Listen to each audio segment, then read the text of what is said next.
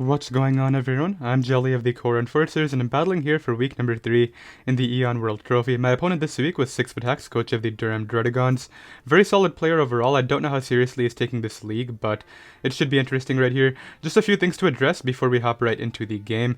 Unfortunately, this has to be a showdown post-commentary because me and Leo could not find time for me to play on my 3DS until I was away at college, and I can't record at college, so that's why this is so late as well. I couldn't record it until this past weekend, so let's go ahead and talk about the game though. We have two Adamant Choice Scarfers as my win conditions, being Flygon and Ambipom. Both of them have great late game potential, especially Flygon considering he did not bring a single ground immunity on his team. Garchomp right here is substitute Dragonium Z. I definitely would have preferred Groundium Z just because he did not bring... There was something that I brought Dragonium for, but it would have been better against Tapu Fini right here. My Mega Diancie is a backup win condition with Rock Polish, but it can also just be a great mid-game breaker. My Mandibuzz and my Empoleon are my two best pivots right here. Empoleon is able to help out against Pokemon such as Megalakazam and Tapu Fini, even the Tyranitar because I'm very Fizz-Def, and then Mandibuzz is really just here for the Sand Core being Stoutland and the Sand Slash, so that is going to be the team. I opt to lead right with my Flygon just to get fast momentum right here as he ends up leading off with the Tapu Fini.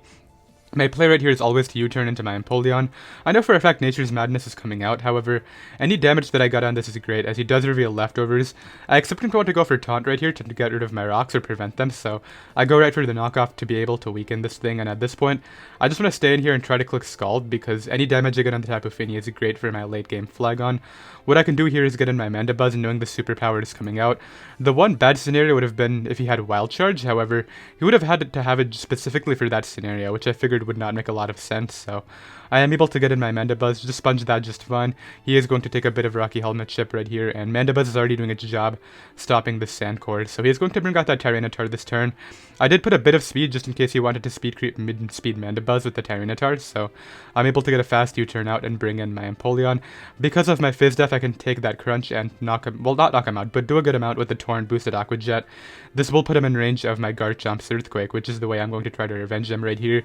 He is going to respond with the Tapu Fini, and this is where I make a Scout play right here. I go for Sub, but I really wish I had the Groundium Z because I would have been able to 2-hit KO this Tapu Fini. However, I will be forced out with my Garchomp this following turn, not wanting to take the Moonblast, which really sucks. I definitely would have loved to keep that healthy. He goes out into the Sand Slash though, recognizing that if Tapu Fini takes too much, my Flygon is going to have a lot of fun, and then makes a safe play as I just go right into my Mandibuzz, not wanting Diancie to take this hit. Unfortunately, he reveals this as the Stealth Rocker. I really thought it would be on Tyranitar, however, he ends up getting up his rocks right here. That's okay though, what I can do here is get in my Diancie. Now, when I calc this, it looked like Moonblast was going to Oko. I figured he wouldn't be a very bulky set considering it's a Sand Sweeper, but as you guys will see right here, when I bring in my Diancie and fire off this Moonblast, that leftover should have been an indicator. I do like 69%, as he's going to be able to fire off an Earthquake right here, put me in range of hazards. That was actually a roll in his favor to knock me out, so I do get a bit lucky right there, as he will be forced to switch this out into his Assault Vest Cobalion to be able to help take on my Mega Diancie right now, so that's absolutely great.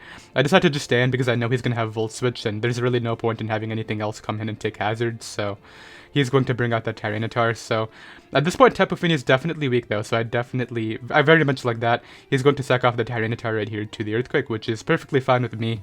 One less thing out of the way. Stoutland comes out right here. I just sort of make an impulsive play, just hoping that Sandville goes off, but unfortunately that is not the case right there. So Garchomp ends up going down. You could argue that I should have just gone Mandibuzz that turn, but it would have gotten 2-hit KO'd anyway. It probably was more expendable than my Garchomp though, I must admit, so little bit of an impulsive play on my end right there. But what I can do here is just get in my Mandibuzz. I can take the return, and I'll be able to knock him out with the Brave Bird. I could have spammed Roost as well, but if he gets in Fini, that's really bad, so I opt to just take the kill. I will be able to live this hit Sand because of my ability Overcoat, so he will be revenging me with the Tapu Fini right now. I have no choice but to stay in and then get in my Ambipom right now. And what I want to do right here is predict him to switch out. I know he doesn't want to take damage on this since it's still out of range of my Earthquake from Flygon. So I U-turn out into my Adamant Scarf Flygon, and this is actually able to outspeed the Sand Slash just because of how bulky it is. And at this point, he has a very free Megalakazam. He can go out into that, trace my ability, and click Psyshock. However, he actually opts not to do that right here. He goes out into Tapu Fini. That's what I'm going to do is just bring in my Ambipom. I will be able to take a Moonblast or Ice Beam. He does go for the Ice Beam, meaning I can force a 50-50 later. Here he's going to go Cobalion as I make the same play, go right for the U-turn, get in my Flygon and go right for the Earthquake, and I will be able to knock out this Cabalion. So that's absolutely great, and at this point, it's kind of a 50-50 scenario. He should always click Moonblast right here, because even if it doesn't kill my Flygon, he brings out Zam after and wins with Psyshock by just clicking the Levitate, right, because I can't hit him with my Scarfy Q. However, I watched his live commentary. You guys should definitely check this out. He forgot about that, and he definitely thinks that this is a 50-50, so he will be going right for the Moonblast, as that will be able to take the hit. I will be living this, but that was his best play. He should not go for Ice Beam. I guess Ice Beam would have worked because I stayed in, but he shouldn't allow Ambipom to come in is the main thing.